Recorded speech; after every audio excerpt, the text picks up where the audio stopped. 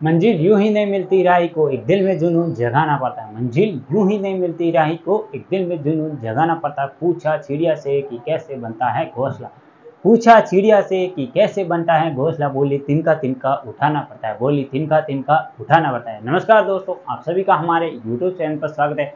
अगर आप आज हमारे YouTube चैनल पर पहले आ रहे हैं, चैनल को सब्सक्राइब और ये जो पास वाले घंटे दिखे दे रही इसे जरूर दबाएं, जिससे आने वाले प्रत्येक वीडियो की नोटिफिकेशन सबको सबसे पहले मिलेगी और वीडियो को भी सबसे पहले देख पाएंगे। तो आइए दोस्तों शुरुआत करते हैं आज के सेशन की। इससे पहले आप सभी को बता दूं कि अगर आप आज हमारे ये वीडियो अन्य सोशल मीडिया प्लेटफॉर्म पर देख रहे हैं तो आप उसे भी फॉलो जरूर कर लेना, क्योंकि वहां पर भी आपको करंट अफेयर से रिलेटेड सभी प्रतियोगिता परीक्षाओं के लिए निःशुल्क जानकारी उपलब्ध करवाई जा रही है।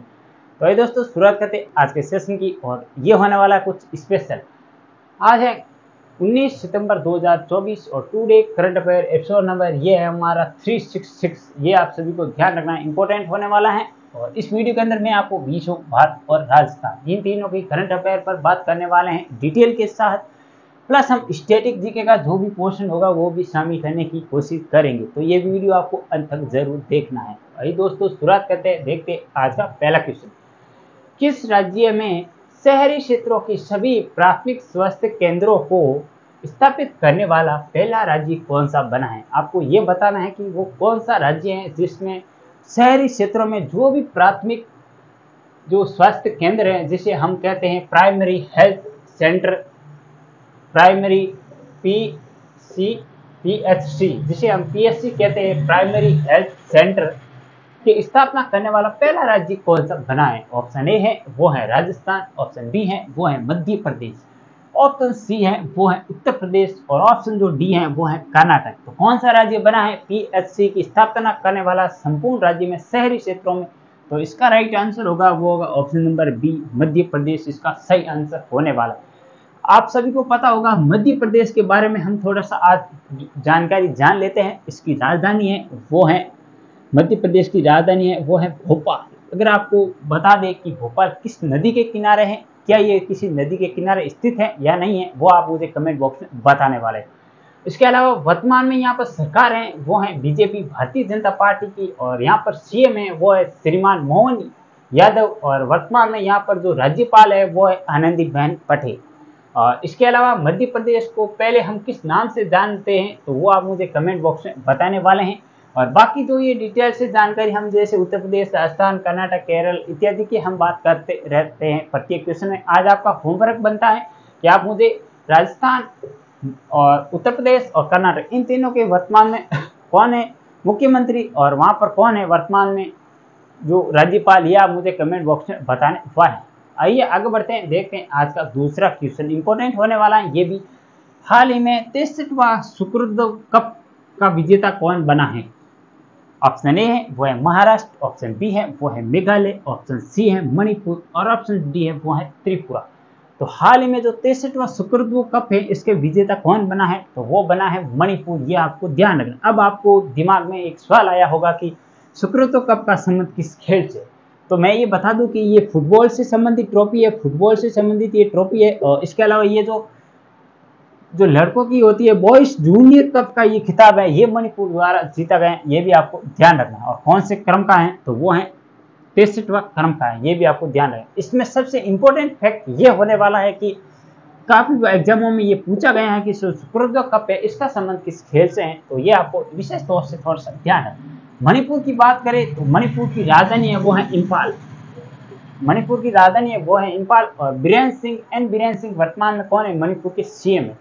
और इसके अलावा जो डांसिंग डियर है वो कहाँ पर पाया जाता है? तो वो संगाई जो है वहाँ पर, ये आपको थोड़ा सा ध्यान रखना है। और इसके अलावा मणिपुर में आप सभी को पता होगा हिंसा बहुत हो रही है मणिपुर के अंदर, तो इसलिए ये भी इम्पोर्टेंट होने वाला है। त्रिपुरा एकमात्र भारत का ऐसा राज्य है जो तीनों ओर से बांग्लादेश से घिरा हुआ है, ये आपको फैक्ट ध्यान रखना है। और इसके अलावा मेघालय, आप सभी को पता होगा सर्वाधिक वर्षा किस राज्य में होती है? तो वो है मानसीनराम मेघालय, ये भी आपको ध्यान रखना इस तरह।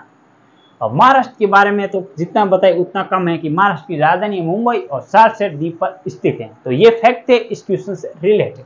आइए आगे बढ़ते हैं, देखते हैं आज का तीसरा क्वेश्चन। हाल ही में ओसिन 2024 का आयोजन कहाँ पर किया गया है? ये ओसिन है क्या? पहले मैं ये बता देता हूँ कि ये एक युद्धाभ्यास है। और अगर आपको युद्ध अभ्यास है तो किस सेना से संबंधित है, तो ये नौसेना से संबंधित है, नेवी से संबंधित है। ओशियन 2024 का आयोजन कहाँ पर किया गया, ये है क्वेश्चन, और इसके जो एडवांस फैक्ट थे वो मैंने बता दिए। जैसे ऑप्शन ए है वो है रूस में इसका क्या आयोजन किया गया, क्या इसका आयोजन नेपाल के अंदर किया गया, क्या इसका आयोजन यूएसए मतलब संयुक्त राज्य अमेरिका यहाँ पर किया गया, और या यूनाइटेड स्टेट ऑफ अमेरिका में किया गया, या इसका आयोजन चीन में किया गया। तो इसका आयोजन किया गया वो किया गया रूस के अंदर। ये भी आपको थोड़ा सा ध्यान रखना, किससे संबंधित, नेवी से संबंधित है, और ये युद्ध अभ्यास है, बहुराष्ट्रीय युद्ध अभ्यास है, ये भी आपको थोड़ा सा ध्यान रखना है। और इसके अलावा आज का चौथा क्वेश्चन है वो है हाल ही में कितने नए एडिशनल सॉलिसिटर की नियुक्ति हुई है। एडिशनल सॉलिसिटर जनरल कह सकते हैं, यहाँ पर जनरल की नियुक्ति की गई है हाल ही में। ऑप्शन ए है 5, ऑप्शन बी है 6, ऑप्शन सी है 7 और ऑप्शन डी है वो 10। तो इसका क्या राइट आंसर होगा, तो इसका राइट आंसर होगा वो होगा ऑप्शन नंबर जो बी है, राइट होगा 6। हाल ही में नए एडिशनल सॉलिसिटर जनरल की नियुक्ति की गई है, इसके द्वारा की जाती है। आप सभी को पता होगा भारत के जो सर्वोच्च सम्मानीय पद श्रीमान राष्ट्रपति श्रीमती द्रौपदी मुर्मू जी द्वारा, ये आपको थोड़ा सा फैक्ट ध्यान रखना। और ये तो थे हमारे 4 क्वेश्चन जिसमें हमने विश्व और भारत का करंट अफेयर देखा था। अब ये जो एक स्पेशल क्वेश्चन है ये रहता है प्रतिदिन हमारा राजस्थान करंट अफेयर से संबंधित, तो ये भी आपको थोड़ा सा फैक्ट ध्यान रखना है। तो आइए आगे बढ़ते हैं, देखते हैं आज का 5वां क्वेश्चन। जयपुर एयरपोर्ट पर यात्रियों को फ्लाइट एवं लगेज मूवमेंट की सभी जानकारी उपलब्ध कराने के लिए कौन सा ऐप लॉन्च किया गया। ये इंपॉर्टेंट होने वाला है यहाँ से फैक्ट कि जयपुर एयरपोर्ट सभी पता होगा किसे लीज पर दे दिए गए हैं 50 वर्षों के लिए। ये है अडानी ग्रुप को दे दिया गया है लीज पर। और इसके अलावा ये राजस्थान का एकमात्र अंतर्राष्ट्रीय एयरपोर्ट है, ये भी आपको ध्यान रखना है। और इसके अलावा ये कहाँ पर स्थित है, जयपुर के अंदर सांगानेर एयरपोर्ट, इसी एयरपोर्ट का दूसरा नाम है जयपुर एयरपोर्ट, या हम कह सकते हैं सांगानेर एयरपोर्ट। और कब दिया गया लीज में, तो आप सभी को पता होगा 2 साल पहले लीज पर दिया गया था। तो अब इन्होंने क्या किया है कि एक ऐसा ऐप बनाया है जिससे कि सभी यात्रियों को उसके मतलब यात्रा से संबंधित जो भी जानकारी हो या उसका कोई लगेज है तो उससे संबंधित जानकारी आप सभी को मोबाइल पर मिल सके, इसलिए एक ऐप डेवलपमेंट किया गया है। किसके द्वारा, एयरपोर्ट अथॉरिटी ऑफ इंडिया द्वारा और जयपुर के सहयोग और इसलिए कौन सा ऐप मतलब लॉन्च किया गया है, तो एवियो ऐप है, ये आपको थोड़ा सा ध्यान रखना है। एवियो ऐप लॉन्च किया गया है। अगर आप जयपुर एयरपोर्ट पर यात्रा करते हैं तो आप इस ऐप को डाउनलोड कर सकते हैं, अपना लगेज और यहाँ से फ्लाइट मूवमेंट इत्यादि की जानकारी आपको मिलती रहे। तो ये थे आज के हमारे कुल 5 क्वेश्चन।